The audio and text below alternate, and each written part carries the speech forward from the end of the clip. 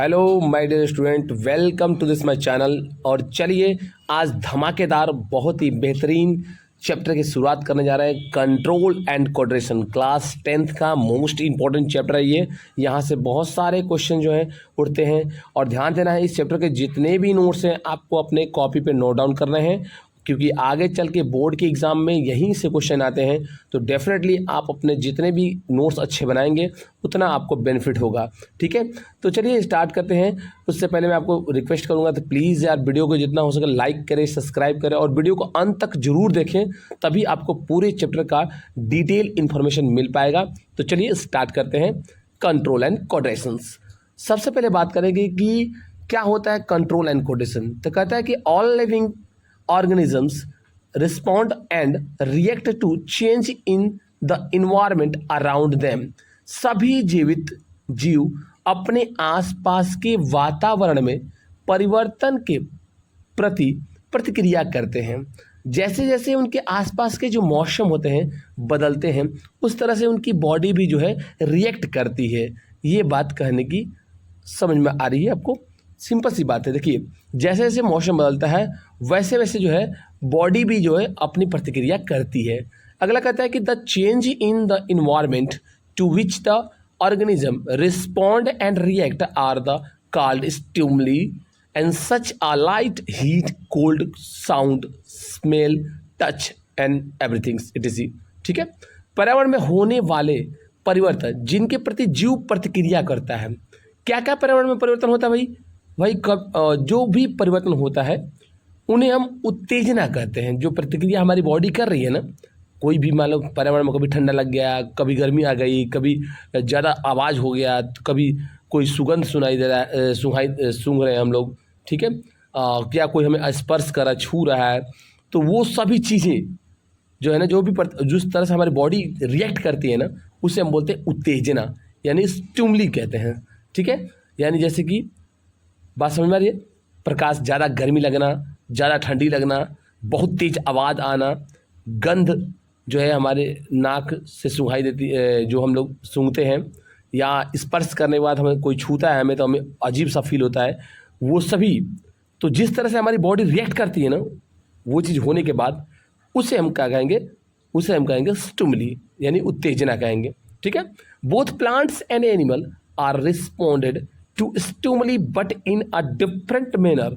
करा पौधे और जानवर दोनों में उत्तेजनाएं होती हैं, डेफिनेटली होती है, लेकिन प्रतिक्रिया करते हैं वो लोग, लेकिन अलग अलग तरीके से। अब डेफिनेटली भाई दोनों की बॉडी स्ट्रक्चर अलग है तो प्रतिक्रिया भी अलग अलग तरीके से करेंगे। भाई समझ रहे हो नहीं समझ रहे हो? सिंपल सी बात है।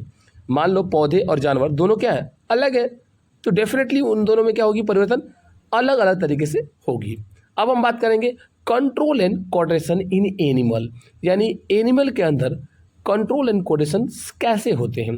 तो देखिए, दो चीज़ें इसके अंदर आती हैं। एक आता है नर्वस सिस्टम्स, तंत्रिका तंत्र, और एक आता है हार्मोन्स। ये दो जो चीज़ है ना, सबसे ज़्यादा इम्पॉर्टेंट मानी जाती है एक एनिमल के अंदर। ठीक है, अब चलिए दोनों के बारे में एक एक करके बात करेंगे। चलते हैं अपने नेक्स्ट पेज के ऊपर। चलिए देखते हैं। सबसे पहले एक नर्वस सिस्टम होता क्या है। It is this organs and system the present in animal to control and coordination and different activities of the body. It the comprise a brain, spinal cord and हर्क्स a network for the nervous that is spreaded and throughout the body. करा यह जानवरों में मौजूद अंग प्रणाली है जो शरीर के विभिन्न गतिविधियों को नियंत्रण और समन्वित करती है। इसमें मस्तिष्क, रीढ़ की हड्डी और तंत्रिकाओं का एक बहुत विशाल नेटवर्क शामिल होता है जो पूरे शरीर में फैला होता है। क्या कह रहा है बात? सिंपल सी बात कह रहा है कि देखो भाई, हमारे पूरे बॉडी के अंदर जो भी गतिविधियाँ हो रही है ना, हमारी बॉडी के अंदर जो भी गतिविधियाँ हो रही है, हमें कोई मार रहा है तो हमें चोट लग रही है, हमें कोई फीलिंग महसूस हो रही है, हमें कोई गर्मी लग रही है, जो भी हम इंटरनल कुछ भी चीज़ें फील कर रहे हैं ना, वो तीन चीज़ों से मेन चीज़ होती है इसके अंदर में, जो हमें संदेश पहुँचाती है दिमाग के अंदर। वो है मस्तिष्क और रीढ़ की हड्डी और तंत्रिकाओं का एक विशाल नेटवर्क। हमारे बॉडी के अंदर पूरे नर्व सिस्टम जो है, पूरी बॉडी के अंदर नर्व टिश्यू जो है पूरी फैली हुई है। कहीं भी चोट लग जाए तो सीधे नर्व सिस्टम के द्वारा हमारे माइंड को ये संदेश पहुंचता है कि देखो भाई, इस बॉडी के इस हिस्से में चोट लगी है, तो वो रिएक्ट करता है। बात समझ आ रही है? क्लियर? चलिए जरा देख लेते हैं कि नर्व सिस्टम, नर्व टिश्यू होता क्या भाई। ठीक है, पहले तो ये आप तो जानते हो, क्लास 9th में पढ़े होंगे कि नर्व टिश्यूज क्या होते हैं। टिश्यूज तो भाई बहुत सारे सेल मिलके एक टिश्यूज का निर्माण करते हैं, ये तो बात आपको पता ही होगा। चलिए समझते हैं कि नर्व टिश्यू होता क्या है। It is made up of an organised network of nervous cells और the neurons and it is the specialised for conducting informations with electric impulses from one parts of the body to another part. Information is called the collected by the receptor. कह यह तंत्रिका कोशिकाओं या neurons के एक संगठित network से बना होता है और यह शरीर के एक हिस्से से दूसरे हिस्से तक विद्युत आवेश के माध्यम से, यानी कि इलेक्ट्रिकल इम्पल्सेस के माध्यम से सूचना का संचालन करने के लिए विशिष्ट होता है। जानकारी रिसेप्टर द्वारा एकत्रित की जाती है। अब जरा समझते हैं ध्यान से इसको थोड़ा अलग तरीके से। कह रहा है कि देखिए, जैसे मान लीजिए आपके हाथ में अगर चोट लग गया, तो हाथ में जब आपका चोट लग गया तो वो चोट को पहले रिसेप्टर जो होगा उसको अपने अंदर इकट्ठा करेगा। देख भाई, यहाँ चोट लगी है, तो पूरे जानकारी, कितना चोट लगी है, कितना चोट लगा, क्या हुआ है, वो सारी चीज़ को अपने अंदर वो कलेक्ट करेगा। कौन? रिसेप्टर। और रिसेप्टर जो होता है, रिसेप्टर से न्यूरॉन्स, नर्वस टिश्यू जो है वो क्या करेगी, वो इलेक्ट्रिकल इम्पल्सेस के द्वारा, किसके द्वारा? इलेक्ट्रिकल इम्पल्सेस के द्वारा वो जानकारी लेके जाएगी न्यूरॉन्स के सहारे हमारे माइंड के अंदर और बताएगी कि देख भाई, यहाँ पर चोट लगा है। ठीक है, कुछ ये प्रतिक्रिया होती है आपकी जो है नर्वस सिस्टम से जो काम होता है। ऐसे नेटवर्क जो है जुड़ी रहती है पूरी तरह से। आई होप आपको मेरी बातें समझ में आ गई होंगी। ठीक है, अब जरा चलते हैं नेक्स्ट पेज पे। अब हम बात करेंगे रिसेप्टर क्या होता है। These are the specialised tips of some nervous cells that is direct the information from the environment. These the receptor are located in our senses organ. कह रहा है रिसेप्टर क्या होता है भाई। जैसा कि मैंने आपको बताया था कि जानकारियों को इकट्ठा करता, जो भी आपके बॉडी के अंदर एक्टिविटी होती है ना, उन सबको अपने अंदर इकट्ठा करता है ताकि वो नर्व सिस्टम्स को दे सके। ये कुछ तंत्रिका कोशिकाओं की विशेष युक्तियाँ हैं जो पर्यावरण से जानकारी का पता लगाती हैं और ये रिसेप्टर हमारी इंद्रियों से स्थित होते हैं। अब हमारी इंद्रियां क्या होती हैं? अगर कुछ हमें सुनाई दे रहा है तो रिसेप्टर उसे इकट्ठा करेगा और वो भेजेगा किसको? नर्वस सिस्टम को। और नर्वस सिस्टम में जाने का जो रास्ता होता है वो जाता है इलेक्ट्रिकल इम्पल्सेस के द्वारा। जाता कैसे है? जाता कैसे नर्वस सिस्टम के अंदर? तो जाता है इलेक्ट्रिकल इम्पल्सेस के द्वारा। ये एक एनर्जी है जिसके अंदर वो, जिसके माध्यम से वो जा पाता है नर्वस सिस्टम के अंदर। तो रिसेप्टर करता क्या है? रिसेप्टर क्या करता है कि जो भी हमें सुनाई देती है उसको इकट्ठा करके और आगे भेजता है। एयर, जैसे कि एयर को हम क्या बोलते हैं भाई?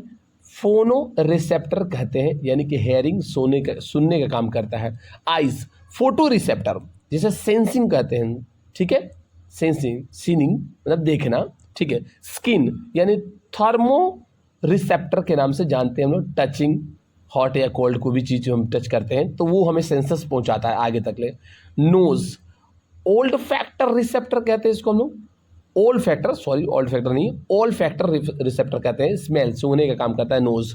टंग्स, गैस्ट्रेटरी अप रिसेप्टर कहते हैं, यानी टेस्टेड का काम करता है, टेस्ट का काम करता है। जो भी हमें टेस्ट होते हैं ना, उस जानकारी को इकट्ठा करता है कि देखो भाई मीठा लग रहा है, खट्टा लग रहा है, उसको आगे तक पहुंचाता है। ठीक है, तो जो रिसेप्टर होते हैं ना, वो हमारे जो भी सेंसेस ऑर्गन होते हैं ना, उनसे ये जुड़ा होता है और जो भी उनको महसूस होता है ना, उसको वो आगे पहुंचाने का काम करता है अपने अंदर इकट्ठा करके। कौन? रिसेप्टर। आई होप आपको रिसेप्टर के बारे में अच्छे से समझ में आ गया होगा। अब बात करें न्यूरॉन के बारे में कि न्यूरॉन क्या होता है सर। आप ऑलरेडी कई सारे पिछले क्लासेस में देखा होगा न्यूरॉन्स क्या होते हैं, ये जो फिगर दिखाई दे रही है वो आपने कई बार देखा होगा। ठीक है, आइए जरा चलते हैं इसके बारे में बात करते हैं। It is the structure and functional unit of the nervous systems. कह रहे यह तंत्रिका तंत्र की संरचना है और ये कार्यात्मक इकाई है, यही तो काम करता है। देखो जैसे हमने कहा कि न्यूरॉन्स नर्वस सिस्टम्स क्या होती है, एक जाल है, बहुत बड़ा एक जाल है, ठीक है।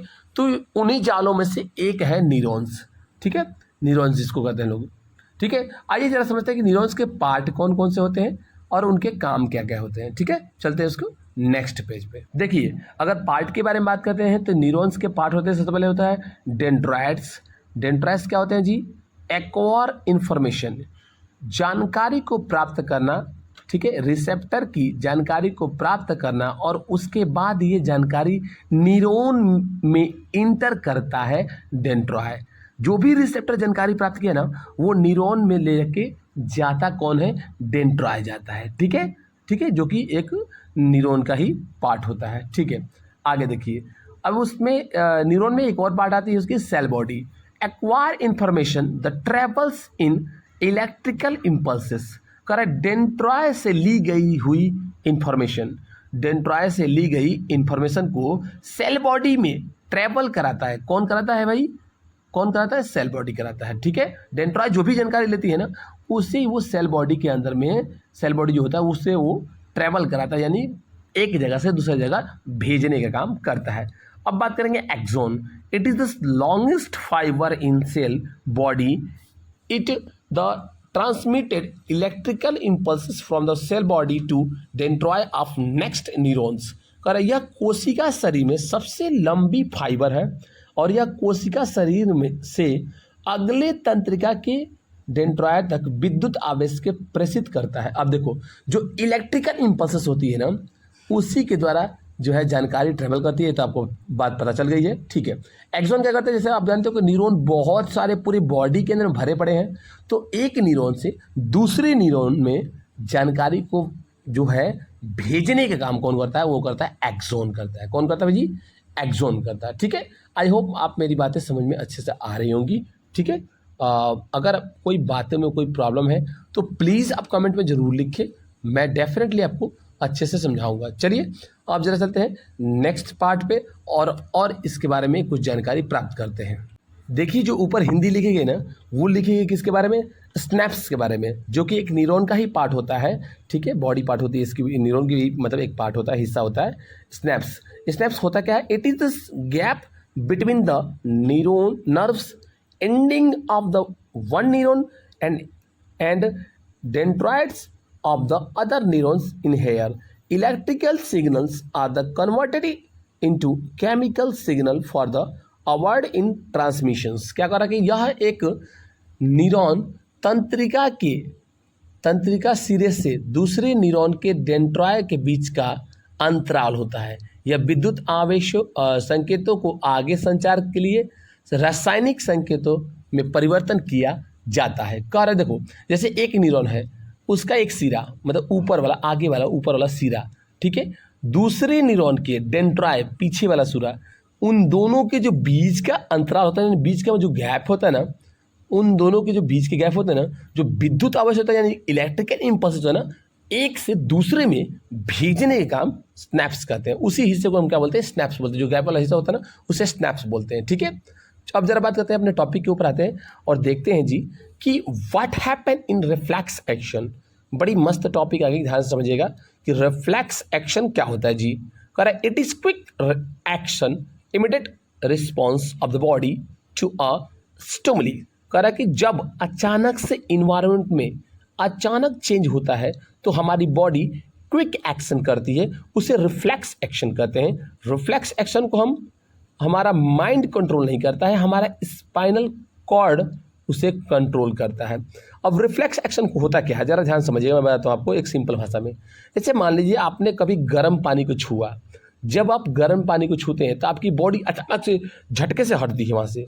अब झटके से हटती है तो उसे जो होता है ना उसे माइंड कंट्रोल नहीं करता, उसे कौन कंट्रोल करता है, उसे करता है स्पाइनल कॉर्ड करता है। उसे क्या कौन करता है, स्पाइनल कॉर्ड जो है कंट्रोल करता है।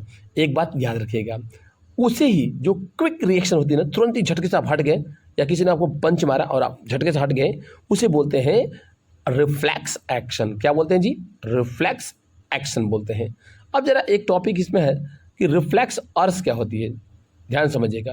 The pathway through which the nervous impulses passing during the reflex action is called the reflex arc. परिवर्तित क्रिया के दौरान तंत्रिका आवेग जिस मार्ग से गुजरती है ना, उसे परिवर्तित चाप कहते हैं, यानी कि रिफ्लेक्स अर्ज करते हैं। सिंपल सी बात है, जो भी अगर आपको जो भी एक्शन हुआ ना, जो एक्शन हुआ, झटके से आप हटा, झटके से आपने रिएक्ट किया, वो जो है ना, वो जो रिएक्शन है ना स्पाइनल कॉर्ड पर गई, स्पाइनल कॉर्ड तक पहुंची, तो वो जो पहुंचाने का जो काम करता है ना, जो उसके रास्ते जाने का काम करता है ना, उसे हम बोलते हैं रिफ्लेक्स अर्स बोलते हैं। ठीक है, रिफ्लेक्स अर्स बोलते हैं। अब देखिए जरा एक चीज़ इसके अंदर दी गई है कि रिस्पॉन्स आर 3 टाइप्स। देखिए रिस्पॉन्स क्या होता है, रिस्पॉन्स का मतलब कैसे आप रिएक्ट करते हो। तो 3 प्रकार के आप रिएक्ट करते हो जी। सबसे पहला इसमें दिया गया जी इनवॉलंटरी एक्शन। इनवॉलंटरी रिएक्शन क्या होता है जी, कंट्रोल्ड बाय द माइंड और हिंड ब्रेन, मिड ब्रेन और हेड ब्रेन। जैसे कि इनवॉलंटरी जो भी एक्शन होती है ना, जो आप चाहते हो लेकिन आप कर नहीं पाते हो, जो आप चाह रहे हो लेकिन आप कर नहीं पा रहे हो, यानी कि जो आपकी बॉडी के अंदर के इंटरनल पार्ट, जो बॉडी के इंटरनल पार्ट होती है ना, ठीक है, जिसे आप चाह के भी आप रोक ना सको, उसे इनवॉलंटरी एक्शन कहते हैं। जैसे कि हार्ट बीट, बॉडी की इंटरनल पार्ट है, धक धक कर रहा है, आप उसे रोक नहीं सकते हो, ना उसे बढ़ा सकते हो, ना उसे कम कर सकते हो, डेफिनेटली आपके हाथ में नहीं है। ठीक है, उसे बोलेंगे इनवॉलंटरी एक्शन। जैसे कि रिस्पिरेशन, श्वसन क्रिया, सांस लेना छोड़ना, इस चीज़ को आप कंट्रोल नहीं कर सकते हो, तो इसे हम बोलेंगे, क्या बोलेंगे, इसे बोलेंगे इनवॉलंटरी एक्शन। ठीक है, जरा और समझते हैं अपने नेक्स्ट पेज पे। वही बात यहाँ पे हिंदी में कह रहा है कि इनवॉलंटरी एक्शन क्या होता है जी, यह हमारे मध्य या पार्श्व मस्तिष्क द्वारा नियंत्रित होता है, जो आपने अपने आप जो है वो क्रिया होती रहती है, वो आपके हाथ में नहीं होता है, इनवॉलंटरी एक्शन कहते हैं। वॉलंटरी एक्शन क्या होती है, जो controlled by the for brain. देखो वॉलंटरी एक्शन को फॉर ब्रेन कंट्रोल करता है, ठीक है, इनवॉलंटरी को मिड ब्रेन और हिंड ब्रेन करता है। जैसे टॉकिंग, राइटिंग, रीडिंग, ये कहलाएंगे वॉलंटरी एक्शन। इसे हमारा अग्र मस्तिष्क यानी कि फॉर ब्रेन द्वारा नियंत्रित होता है।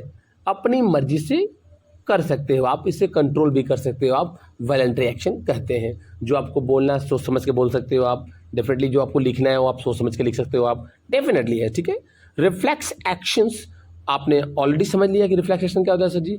सिंपल बात, रिफ्लेक्स एक्शन को कंट्रोल कौन होता है, स्पाइनल कॉर्ड करता है। Removing the hand from the heart, एक आपको अच्छी सी मैंने एग्जाम्पल बताई दी थी, ठीक है, कि जैसे कि आपने गर्म पानी को छुआ और हट गए, रिफ्लेक्स एक्शन कहलाता है। इसे कंट्रोल करता है स्पाइनल कॉर्ड। इसे रीढ़ की हड्डी द्वारा नियंत्रित होता है। ये बातें मैंने बता दी आपको।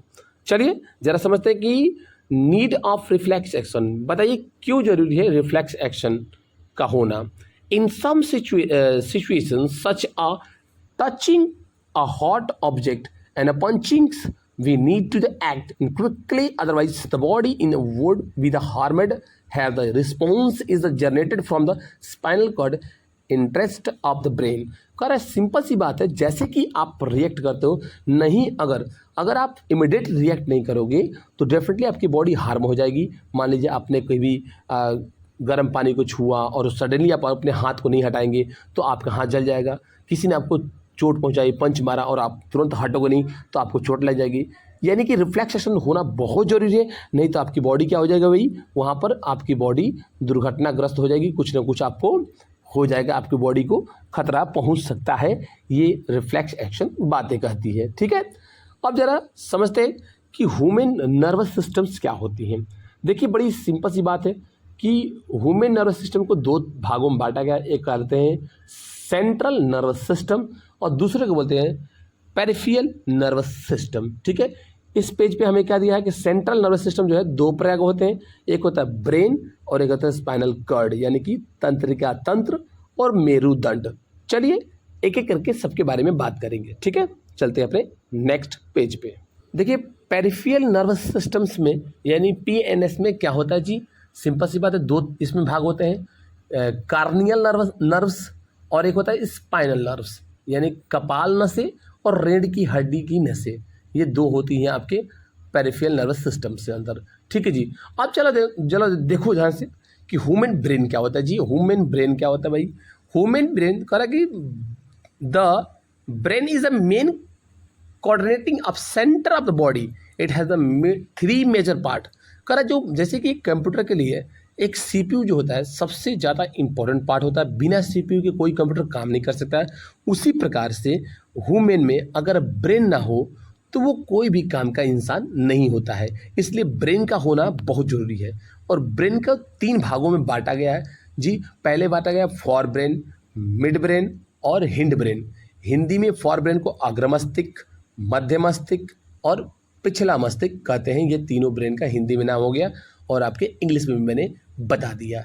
चलिए जरा एक एक करके सबके बारे में बात करते हैं। सबसे पहले बात करेंगे फॉर ब्रेन क्या होता है। It consists of the cerebrum, it is most complex of the specialised part of the brain. कर इसमें से पेरिफियम सेरेब्रम जो है इसमें शामिल होता है, ठीक है जी। यह मस्तिष्क का सबसे जटिल और विशिष्ट भाग है। सिंपल सी बात है, कह रहा है कि इसके अंदर पहले याद रखिएगा फॉर ब्रेन के अंदर होता है सेरेब्रम, याद रखिएगा, ठीक है। और ये मस्तिष्क का सबसे ज़्यादा इंपॉर्टेंट पार्ट होता है। सबसे इंपॉर्टेंट पार्ट क्यों होता है जी, जरा देखो इसके फंक्शन क्या क्या है। कह रहा है कि देखियो इसका फंक्शन बहुत इंपॉर्टेंट है, समझना पड़ेगा आपको ध्यान से। कह रहा है देखिए thinking part of the brain, सबसे पहले याद रखना सोचने का जो भी काम करता है वो कौन करता है भाई, फॉर ब्रेन करता है। कंट्रोल द वॉलंटरी एक्शन, जो भी आप इच्छा अनुसार कोई काम करते हो उसको कंट्रोल कौन करता है, वो करता है फॉर ब्रेन, ठीक है। स्टोर इंफॉर्मेशन, जो भी आपको जानकारी मिली है उसको लंबे समय तक याद कौन रखता है जी, वो करता है for brain. Receive senses impulses from the body in the part, कर जो भी आपकी बॉडी के अंदर रिसीव की गई सेंसेस, शरीर के अंगों से संवेदित आवेग प्राप्त करना, सारी इंद्रियों से ली गई जो भी जानकारी होती है ना वो कहाँ पहुँचती हैं पता है आपको, फॉर ब्रेन में पहुँचती है। याद रखिए मेरी बात, ठीक है। कहाँ पहुँचती है जी, फॉर ब्रेन में पहुँचती है, ठीक है। आइए जरा चलते हैं नेक्स्ट पेज पे और इसके बारे में कुछ देखिए। ऊपर 4 नंबर पे वही बात लिखी गई है। 5वां कह रहा कि central association with the hunger, जब हमें भूख लगता है ना उसकी भी जानकारी यहीं से मिलता है। कहाँ से मिलता है भाई, फॉर ब्रेन से ही जानकारी हमें मिलती है, ठीक है। अब जरा एक बात हमने शुरू में पढ़ी थी कि फॉर ब्रेन के अंदर में जो है सेरेब्रम पाया जाता है। तो सेरेब्रम का काम क्या होता है जी, जरा समझते हैं। It is the top part of the brain, it performs the reasoning, communications, emotion and many other function.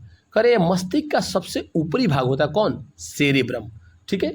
यह तर्क करना, किसी से सवाल जवाब करना, संसार में जो भी संचार जो होता है मतलब प्रवाह करना, भावनाएं, जो भी आपके अंदर भावनाएं उठती हैं वो यहीं से उठती हैं, और कई अन्य कार्य होते हैं इसके सेरेब्रम के, ठीक है। इंपॉर्टेंट जो है मैंने आपको बता दिया, ठीक है। जरा इसमें एक और आपका दूसरा पार्ट आ गया ब्रेन का, उसका नाम है मिड ब्रेन। तो मिड ब्रेन क्या होता है जरा समझते हैं इसको। The mid brain in connect the for brain and hind brain, it act as the bridge of transmits the signal from hind brain and fore brain। करे यह फॉर ब्रेन और हिंड ब्रेन दोनों को आपस में जोड़ने का काम करता है कौन, मिड ब्रेन।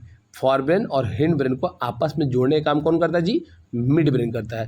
दोनों के बीच जो जानकारी है वो ये एक दूसरे को भेजता है, ठीक है। यह इंफॉर्मेशन को इधर से उधर करने का काम करता है। जो भी फॉर ब्रेन और हिंड ब्रेन के अंदर जानकारियाँ होती है ना उन दोनों को आपस में इधर से उधर भेजने का काम कौन करता है जी, वो करता है मिड ब्रेन, ठीक है।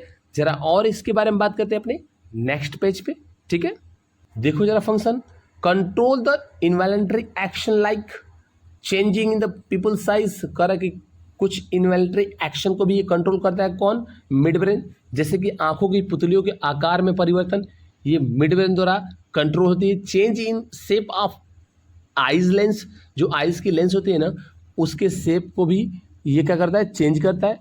Control reflex movement of hand, नीक एंड ट्रंक। कर सिर, गर्दन और धड़ की परिवर्तित गतिविधियों को भी ये नियंत्रण करता है, ठीक है। ये बात याद रखिएगा। ये कुछ बातें रहेगी हमारी मिड ब्रेन के बारे में। जरा अब बात करते हैं अपने लास्ट ब्रेन के पार्ट के बारे में जिसका नाम है हिंड ब्रेन। देखते हैं, पहला है आपका सेरेब्रिलियम। देखिए सेरेब्रम में और सेरेब्रिलियम में दोनों में अंतर है, ठीक है, याद रखिएगा, ठीक है। हिंड ब्रेन को हम लोग सेरेब्रिलियम भी बोलते हैं। Control the posture and balance, control the posture and balance यानी precisions of voluntary action, picking the pen, करा के आसन और संतुलन। आसन किस तरह से आप बैठे हो, किस तरह से आप कितना अपने बॉडी को आप संतुलित कर पा रहे हो, कितना आप अपनी बॉडी को एक पोस्चर में बैठा पा रहे हो, इन सब सारी चीज़ों को नियंत्रण कौन करता है? स्वच्छित क्रिया, जो भी आपको मन कर रहा है वो चीज़ को, क्रिया को कौन नियंत्रण कर रहा है? वो कर रहा है आपका हिंड ब्रेन। कौन कर रहा है जी? हिंड ब्रेन, ठीक है। जैसे कलम का उठाना, कितना उठाना है, कितना रखना है, एक आदमी को किसी से बात करना है तो कितना बात करना है, ये सारी चीज़ जो है, आसन, कैसे आप बैठे हो, कैसे काम कर रहे हो, कैसे क्या कर रहे हो, इन सभी चीज़ों को कंट्रोल कौन करता है भाई? वो करता है हिंड ब्रेन करता है, ठीक है। जरा इसमें एक बात आ गई, मेडुला। ब्रेन के अंदर एक और पार्ट होता है, उसके अंदर होता है मेडुला। मेडुला क्या होता है? देखिए, कंट्रोल इनवॉलंटरी एक्शन। मेडुला क्या करता है? इनवॉलंटरी एक्शन को कंट्रोल करता है, like blood pressure. Blood pressure को कंट्रोल करता है कौन? मेडुला। वॉमिटिंग, उल्टी को, ठीक है, और स्लाइवेशन, लार को भी कंट्रोल करता है कौन? मेडुला, ठीक है। अब एक और लास्ट बात आ गई, पोन्स। पोन्स क्या है? इनवॉलंटरी एक्शन, ये भी करता है कंट्रोल कौन? रिस्पिरेशन, श्वसन क्रिया। श्वसन क्रिया को भी कंट्रोल कौन करता है? वो करता है पोन्स। कौन करता है जी? पोन्स, ठीक है। चलिए, आई होप आपको पूरी बातें समझ में अच्छे से आ गई होंगी। चलते हैं अपने नेक्स्ट पेज पे। How are brain tissue are protect, कैसे ब्रेन के जो टिश्यू होते हैं वो प्रोटेक्ट हो पाते हैं, खतरे से बच पाते हैं। तो देखिए, it is the protected by filled balloon which act the shock absorber and it is enclosed in craniums यानी स्कल्स के द्वारा। यह द्रव से भरे गुब्बारे द्वारा सुरक्षित है जो आघात अवशोषक के रूप में कार्य करता है और यह कपाल शाल में संलग्न होता है। देखो, जो भी ये आपका जो ब्रेन के टिश्यू होते हैं ना, वो ऊपर से एक लेयर होती है जिसे हम बोलते हैं स्कल यानी खोपड़ी। जो खोपड़ी होती है ना, उसके द्वारा जो होता है, ये ब्रेन के जो टिश्यू होते हैं ना, वो सुरक्षित रहते हैं भाई, सिंपल सी बात कहा जाए, ठीक है। और ऊपर से फ्लूइड होती है, लिक्विड भी होती है, जो उसको सुरक्षा प्रदान करती है, किसको? ब्रेन टिश्यू को, ठीक है। लेकिन मोस्टली इंपॉर्टेंट क्या है? स्कल जो होता है वही ब्रेन को जो है सुरक्षित रख पाता है, ठीक है। स्पाइनल कॉर्ड क्या होता है जी? कह it is enclosed in vertebral columns, यानी कह रहा कि यह केसुरी की दंड में संलग्न होता है, यानी केसुरी की दंड के अंदर ये होता है, ठीक है। ओके, ये बात याद रखिएगा। ओके, चलिए जरा एक बात है जहाँ पर आगे कि व्हाट इज स्पाइनल कॉर्ड, आखिर स्पाइनल कॉर्ड होता क्या है जी? देखो, it is the part of the central nervous systems, ये सेंट्रल नर्वस सिस्टम का एक पार्ट है। It is a long pipe like structure, लंबी सी एक पाइप के जैसा दिखता है। From medulla to running throat of backbone, medulla से लेके पूरे बैकबोन तक ले, ठीक है। Constituting the collections of nerves in fibre, कह रहा है रीढ़ की हड्डी के बीचों बीच होता है। कौन होता है भाई? वो होता है स्पाइनल कॉर्ड होता है, ठीक है। फंक्शन क्या होता है, इसका काम क्या होता है भाई? Transmitting the message between brain and body, body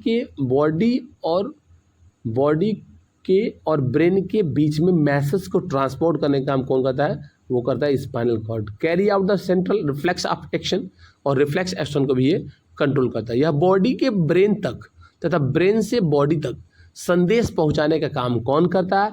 वो करता है स्पाइनल कॉर्ड, ठीक है। ये बातें मेरी ध्यान से याद रखिएगा, ठीक है।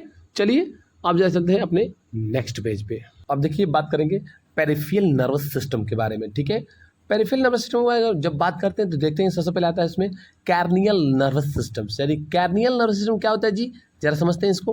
कैर्नियल nerves that arise from the brain involved in the visions of senses, smell, hearing, tasting are called cranial nervous system। कर ऐसी नर्वस सिस्टम है जो हमारे ब्रेन से स्टार्ट होती है और ये इनवैलिड होती है, ठीक है। Visions, senses, smell, the smell सूंघने में, हेयरिंग सुनने में, और टेस्टेड में ये हमारे जो है काम आती है। ठीक है, ये क्या करती है जी, नर्वस सिस्टम, ऐसी नर्वस सिस्टम होती है जो ब्रेन से स्टार्ट होती है, और ये जो है ये जितने भी जो काम होते हैं विजन्स के, सेंसेस के, स्मेल के, हायरिंग के, टेस्टेस के, इन सब में ये काम आती है। ठीक है, स्पाइनल नर्वस सिस्टम क्या होती है जी, दो होती है इसके अंदर। स्पाइनल नर्वस सिस्टम क्या होती है, जरा समझो इसको। Nervous that arise from the spinal cord, it involve in movement, senses and sweat are called spinal nervous. करा यह स्पाइनल कॉर्ड से शुरू होती है और ये इन्वॉल्व होती है मूवमेंट, सेंसेस एंड स्वीट के अंदर। क्या होती है, किस में इन्वॉल्व होती है ये, मूवमेंट करने में, सेंसेस सुनने में, सोचने में, समझने में, और स्वीट्स में ये जो है इन्वॉल्व होती है। कौन, स्पाइनल नर्वस। ठीक है, आई होप अब मेरी बातें समझ में अच्छे से आपको आ रही होंगी। ठीक है, तो पेरिफेरल नर्वस सिस्टम में दो चीज़ें होती हैं, एक होता है कार्नियल नर्वस सिस्टम और एक होता है स्पाइनल नर्वस सिस्टम। ठीक है, दोनों के बारे में आपने अच्छे से समझ लिया होगा। चलिए ज़रा अब समझते हैं, चलते हैं अपने नेक्स्ट पेज पे और देखते हैं कि जो है कोऑर्डिनेटिंग इन प्लांट्स क्या होते हैं, इन सब के बारे में। चलिए, जैसा कि मैंने आपको बताया कि कोऑर्डिनेशंस इन प्लांट क्या होती हैं, तो कह रहा है पहला होता है इसमें इमीडिएट रिस्पॉन्स टू स्टिमुलस, कर उत्तेजना के प्रति तत्काल प्रतिक्रिया करना, और दूसरा होता है movement due to the growth, विकास के कारण गति करना। ये दोनों चीज़ जो होती है ना प्लांट के अंदर होती है। ठीक है, दो प्रकार की चीज़ें होती हैं प्लांट के अंदर, एक होता है इमीडिएट रिस्पॉन्स टू स्टिमुलस, उत्तेजना के प्रति तुरंत ही प्रतिक्रिया कर देना, और दूसरा होता है movement due to the growth, विकास में जो मूवमेंट होती है ना वो धीरे धीरे करना। ठीक है, आइए एक एक करके दोनों के बारे में जानकारी प्राप्त करते हैं। तो पहला होता है इमीडिएट रिस्पॉन्स टू स्टिमुलस। क्या होता है, plant use electrical chemical means to the convey information from cells to cells. करा पौधों में इलेक्ट्रिकल केमिकल मीन्स का प्रयोग होता है एक सेल से दूसरे सेल में इंफॉर्मेशन पहुंचाने के लिए। देखो, पौधों के अंदर जो इंफॉर्मेशन एक जगह से दूसरी जगह पर जा पाती है ना, वो जा पाती है इलेक्ट्रिकल केमिकल मीन्स के द्वारा। किसके द्वारा, इलेक्ट्रिकल केमिकल मीन्स के द्वारा। दूसरा कह रहा कि for movement cells change their shape by changing the amount of the water in the them the resulting in swelling और श्रिंकिंग ऑफ सेल्स। कर गति के लिए कोशिकाएं अपने अंदर पानी की मात्रा को बदलकर अपना आकार बदल लेती हैं, जिसके परिणाम स्वरूप कोशिकाएं फूल जाती हैं या सिकुड़ जाती हैं। ठीक है, ऐसा प्लांट के अंदर गति दिखाई हमें देता है। कैसा देता है जी, सिंपल सी बात है, क्या करेंगे, कभी कभी जो इनके सेल होते हैं वो फूल जाते हैं और कभी कभी इनके जो सेल होते हैं वो सिकुड़ जाते हैं। ऐसा हमें बाहर से दिखाई नहीं देता है, लेकिन अंदर से ये प्लांट के अंदर में होता है। ठीक है, जरा और समझते हैं नेक्स्ट पेज पे। Movement due to growth, this movement are the tropical movement, directions movements. कह रहा है कि यह मूवमेंट जो है एक डायरेक्शन में होता है, एक ही दिशा में अंदर में ये मूवमेंट होता है प्लांट के अंदर। अब देखिए, फोटोट्रॉपिज्म्स, ग्रोथ टूवर्ड्स अ लाइट, सभी पौधे लाइट की तरफ ही ग्रोथ करते हैं, यानी सन की तरफ ही ग्रोथ करते हैं, एक ही दिशा में ये ग्रोथ करते हैं, बढ़ते हुए दिखाई हमें देते हैं। ठीक है, जिसे मूवमेंट ड्यू टू ग्रोथ कहते हैं हम लोग प्लांट के अंदर। एक होता है गैट्रोपिज्म्स, क्या हो रहा है, growth towards away from the gravity. कर पौधों की जो ग्रोथ होती है ना ग्रेविटी की उल्टा होती है। ठीक है, ग्रेविटी की उल्टा होती है। जैसे ग्रेविटी क्या होती है, नीचे की तरफ फेंकती है, अपने तरफ खींचती है, और जो पौधों की ग्रोथ होती है क्या होती है, ऊपर की तरफ होती है, यानी कि उसके उल्टे ग्रोथ होती है। ठीक है, एक है क्रोमोट्रोपिज्म, जो कि प्लांट के अंदर ही होता है, growth of pollen tube toward a ovule. कर इसका ग्रोथ होता है ना वो फ्लोएम ट्यूब की एक ओवलूम्स की तरफ होता है। एवलूम्स जो होती है ना पौधों के अंदर, जो ओवलूम्स होता है उसकी तरफ ये ग्रोथ होता है। ठीक है, एक और जो पौधों के अंदर ग्रोथ है उसको बोलते हैं हाइड्रोट्रोपिज्म्स, ग्रोथ टुवर्ड इन वाटर। यह जिस तरफ पानी मिलता है ना उसी उधर ग्रोथ करता है। जहाँ भी पानी मिलेगा ना प्लांट को उधर ये ग्रोथ होता है, जिसको हम बोलते हैं हाइड्रोट्रोपिज्म, जो कि आपको नेक्स्ट पेज पे मिलेगा। चलिए जरा और समझ लेंगे उसके बारे में अपने नेक्स्ट पेज पे। देखिए मैंने अभी आपको बताया कि हाइड्रोट्रॉपिज्म क्या होता है, ग्रोथ टुवर्ड इन वाटर, जहाँ भी पानी मिलता है उसी की तरफ यह ग्रोथ होती है प्लांट के अंदर में, जिसे हम हाइड्रोट्रॉपिज्म ग्रोथ कहते हैं। चलिए एक और इसमें शब्द आती है, इसे बोलते हैं लोग, टॉपिक अपनाता है, उससे हम बोलते हैं टेंड्रियल्स, यानी प्रदान प्रतान। प्रतान क्या होती है, देखिए समझिए टेंड्रियल क्या होता है। The parts of tendril away from the object grow more rapidly as compared to the part of nerve the object। क्या करा, अगर इनके पास कोई ऑब्जेक्ट नहीं रहेगा तो इनका ग्रोथ फास्ट होता है, और अगर रुकावट है तो ग्रोथ बहुत स्लो होता है। कह रहा कि देखो प्लांट के एक ऐसे हिस्से होते हैं जहाँ पर अगर कोई पार्ट जो है इनका ऑब्जेक्ट जो है इनके पास नहीं रहता तो ये बहुत ग्रोथ करते हैं, लेकिन जैसे ही कोई दूसरा प्लांट इसके साथ खड़ा हो जाएगा या कोई रास्ते में टकरा जाएगा जहाँ ग्रोथ हो रहे हैं तो थोड़ा सा ये धीरे हो जाता है। ठीक है, आपने अक्सर देखा होगा बहुत सारे ऐसे पेड़ होते हैं जो नीचे की तरफ ग्रोथ होते हैं, तो कुछ आगे कोई दूसरा पेड़ आता है तो थोड़ा उनका ग्रोथ जो होता है वो स्लो हो जाता है। ठीक है, ज़रा आप समझते हैं कि यहाँ तक हम लोगों ने क्या समझा भाई, कि जो आपके जो भी सेंसस ऑर्गन होते हैं, जो भी हमारे जो ब्रेन होते हैं, ब्रेन के बारे में हमने समझा, हमने प्लांट के बारे में समझा कि कैसे कैसे ग्रोथ होता है, कहाँ कहाँ ग्रोथ होता है, कैसे कैसे मूवमेंट होती है उनके अंदर, ये सब हमने बातें समझ ली। अब ज़रा देखेंगे कि हार्मोन्स क्या होते हैं। देखिए हार्मोन्स प्लांट के अंदर भी होते हैं और ह्यूमन के अंदर भी होते हैं, दोनों के बारे में हम लोग डिटेल में समझेंगे।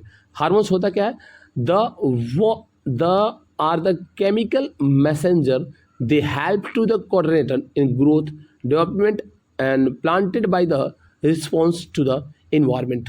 देखिए इन्वायरमेंट में जो भी ग्रोथ होती है ना, उसमें हार्मोन्स का सबसे बड़ा रोल होता है, जो कि हर एक जो है एक जीव जंतु के अंदर बहुत ज़रूरी होता है।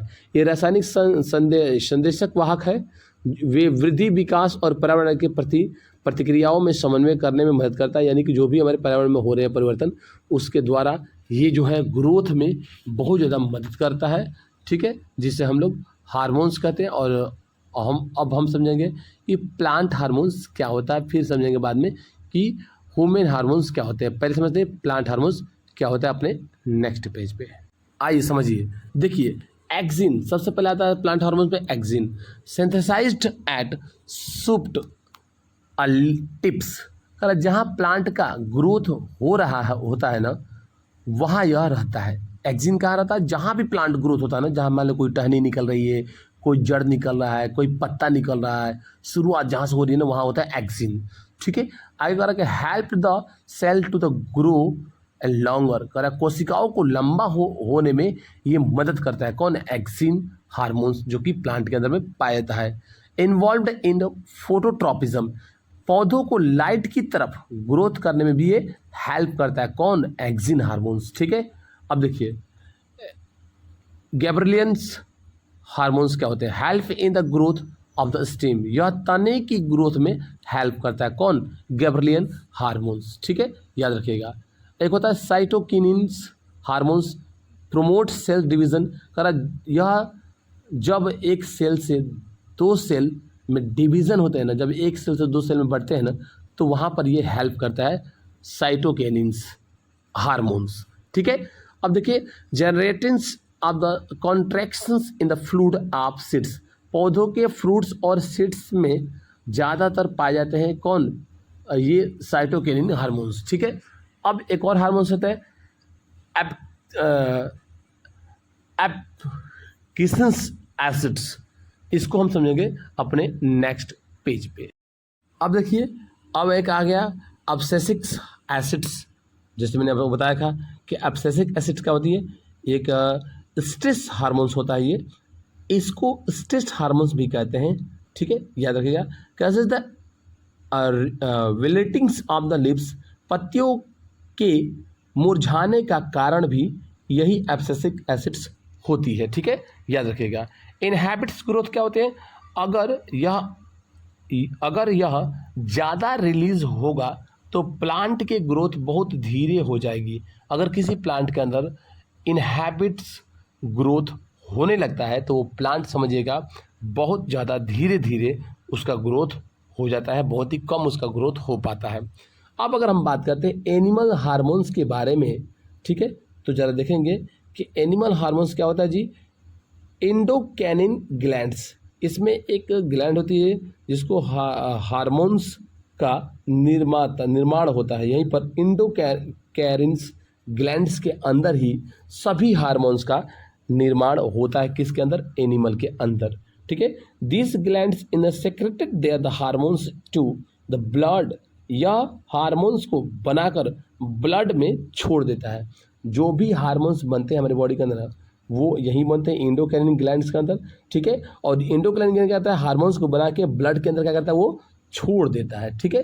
ये बातें याद रखिएगा। चलिए इसके बारे में ज़रा ध्यान से और डिटेल में पढ़ते हैं अपने नेक्स्ट पेज पे। अब चलिए देखिए, ऊपर लिखेगा हार्मोन्स, एंडोक्राइन ग्लैंड्स जहाँ हार्मोन्स बनते हैं, लोकेशन भी ऊपर दी गई है और उनके काम भी दिए गए हैं। ध्यान से देखिएगा, ये सारे हार्मोन जो होते हैं वो एक एनिमल के अंदर यानी आपके अंदर, हमारे अंदर या किसी भी जानवर के अंदर में पाए जाते हैं, ठीक है। आइए सबसे पहले बात करेंगे ग्रोथ हार्मोन्स के बारे में, ठीक है, जिसे HGH बोलते हैं, आप जानते होंगे, ठीक है।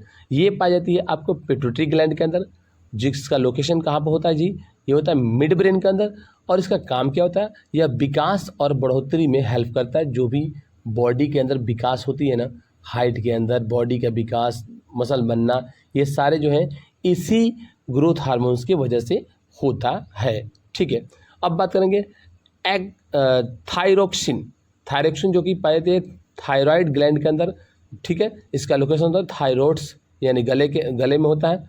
और ये क्या करते हैं? Regulate of metabolism of fat, carbohydrate and proteins. कर यह बॉडी को कंट्रोल करता है और फैट, कार्बोहाइड्रेट और प्रोटीन को भी ये कंट्रोल करने का काम करता है। कौन जी? ये करता है थायरोक्सिन, ठीक है, थायरोक्सिन ग्लैंड, ओके।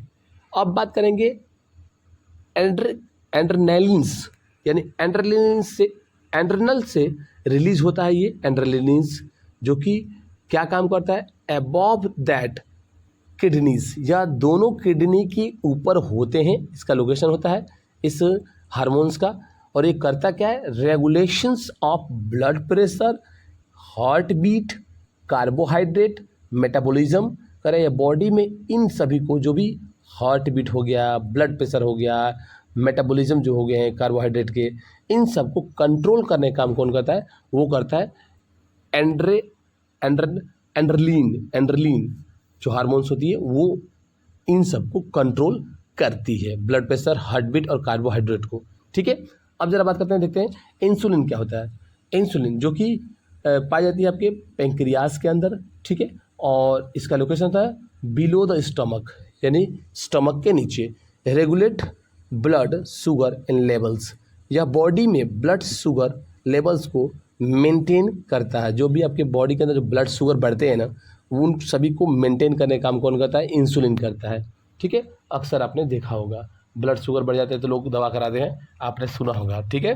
अब जरा देखते हैं टेस्टोस्टेरोन, जो कि बहुत ज़्यादा मोस्ट इंपॉर्टेंट होता है, ठीक है। एक मेल के अंदर जो पाई जाती है टेस्टी के अंदर में, ठीक है। टेस्टिस जो ग्लैंड होती है उसके अंदर से निकलता है ये, ठीक है। और इसका लोकेशन होता है जेनिटल लोअर एब्डोमिनल एरिया, जो लोअर एब्डोमिनल एरिया होती है आपकी प्राइवेट पार्ट होती है, वहाँ पर ये पाया जाता है, ठीक है।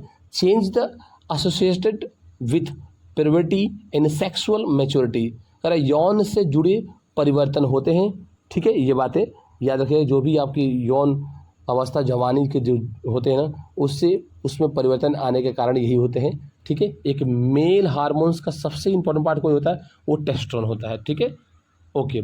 अब देखिए एस्ट्रोजन, जो कि इन फीमेल के अंदर पाए जाते हैं, जो कि ओवरीज जो ग्लैंड होती है उसके अंदर से निकलती है ये भी जो है आपके जो प्राइवेट एरिया है वहाँ पर होती हैं, ठीक है। और यह अवस्था है जब कोई जीव शारीरिक और मानसिक रूप से प्रजनन करने के योग्य हो जाता है। अगर एस्ट्रोजन फीमेल में ओवरीज का बनना स्टार्ट हो गया तो डेफिनेटली है जो मासिक धर्म है वो आने लगते हैं। और यही एस्ट्रोजन जो होता है, ओवरीज जो ग्लैंड होती है वहीं पर अंडा बनना शुरू होता है, ठीक है। लास्ट देखिए रिलीजिंग द हार्मोन्स करा थाइपोथैलेमस, ठीक है। ये एक ग्लैंड है थाइपोथैलेमस, जहाँ से निकलती है मिड ब्रेन के अंदर में ये पाई जाती है, ठीक है।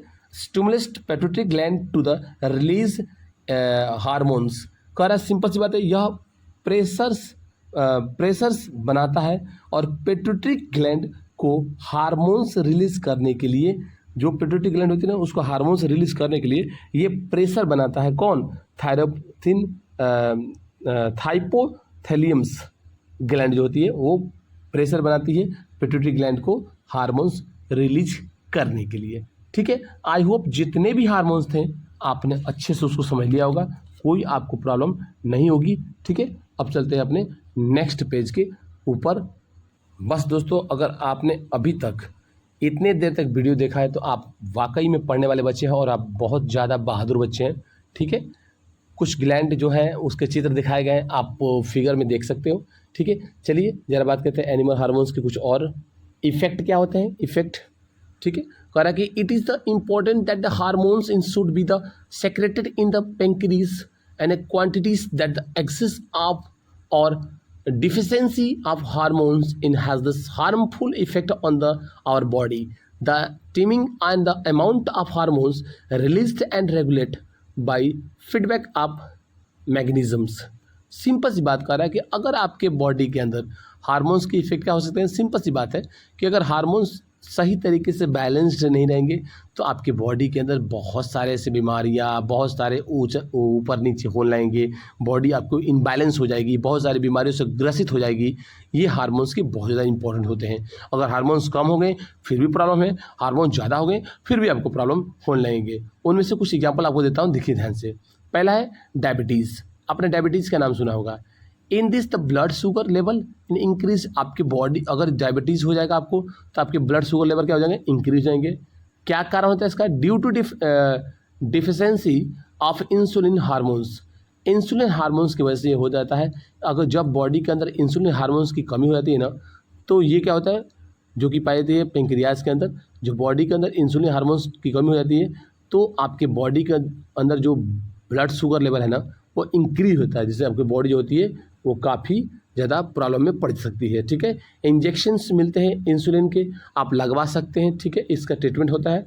ओके, एक और आपके रोग होती हैं जिसका नाम है गायोटर। आपने स्लोइंग नेक, यानी कि जो आप गले के अंदर जो गलसुआ माता निकल जाती है, पूरे जो गला फूल जाता है, ठीक है, उसके अंदर आपने देखा होगा वो पाई जाती है। ठीक है, कहता है क्या है, due to deficiency of the iodine. Iodine की कमी से ये रोग होता है जिसे घेगा रोग भी बोलते हैं। ठीक है, कर रहा है आप insulin for the thyroxines released by the thyroxine gland, और ये निकलती कहाँ पर है? थायरोक्सिन ग्लैंड से निकलती है।